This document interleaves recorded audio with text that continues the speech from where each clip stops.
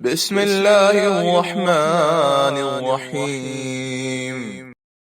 السلام علیکم ورحمۃ اللہ وبرکاتہ۔ بسم اللہ الرحمن الرحیم۔ ولی نے باقرہ سے اجازت طلب کی، وہ خاموش رہی یا ہنس پڑی، تو کیا یہ اجازت ہے یا ناراضگی؟ قال فَإِذَا اسْتَأْذَنَهَا الْوَلِيُّ فَسَكَتَتْ أَوْ ضَحِكَتْ فَهُوَ إِذْنٌ لِقَوْلِهِ علیہ السلام۔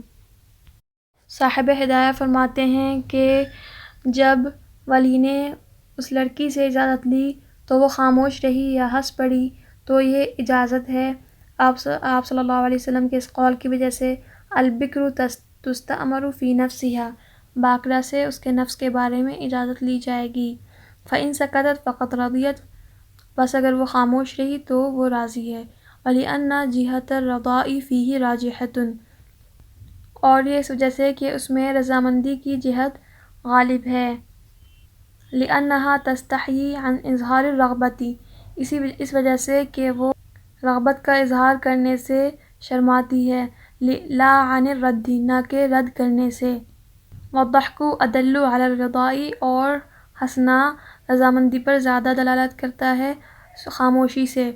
بخلاف ما اذا بکت لأنه دلیل السخط والکراہہ، برخلاف اس کے کہ جب وہ روئی لأنه دلیل، اس لیے کہ یہ دلیل ہے ناراضگی اور ناپسندیدگی کی۔ وقیل اذا ضحکت کالمستہزئۃ بما سمعت، اور کہا گیا کہ جب ہنسی اس طرح کے سنی ہوئی بات پر مذاق اڑا رہی ہے، لا یکون رضا، تو وہ رضا نہیں ہوگی، رضامندی نہیں ہوگی۔ واذا بکت بلا صوت لم یکن ردا، اور اگر بغیر آواز کے روئے تو وہ رد نہیں ہوگا۔ مسئلہ یہ ہے کہ نکاح سے پہلے ولی نے باقرہ بالغہ سے اجازت مانگی، وہ سن کر خاموش ہو گئی یا ہنس پڑی تو یہ خاموش رہنا یا ہنسنا اس کی طرف سے اجازت ہوگا۔ اسی طرح مسکرانا بھی رضامندی کی دلیل ہے۔ صاحب ہدایہ نے دلیل میں حضور صلی اللہ علیہ وسلم کا ارشاد نقل فرمایا ہے کہ باقرہ یعنی کنواری لڑکی سے اس کی ذات کے بارے میں رائے لی جائے، بس اگر وہ چپ رہی تو یہ رضامندی ہے۔ اس کی عقلی دلیل یہ ہے کہ چپ رہنے اور ہنسنے میں رضامندی کی جہت غالب ہے، رضامندی کا حصہ اور پہلو زیادہ غالب ہے، کیونکہ باقرہ اظہار کرنے میں پسندیدگی کا اظہار یا خوشی کا اظہار کرنے میں شرماتی ہے، انکار کرنے سے نہیں، لہذا اگر وہ ناراض ہوتی تو صاف انکار کر دیتی، لیکن انکار نہ کرنا دلیل ہے اس کی رضامندی کی۔ اگر آپ کو اشکال پیدا ہو کہ حدیث میں خاموشی کا بیان ہے، سکوت کا بیان تو ہے لیکن ضحک کا یعنی ہنسنے کا بیان نہیں ہے، پھر آپ نے ہنسنے کو دلیل رضا کیوں بنایا؟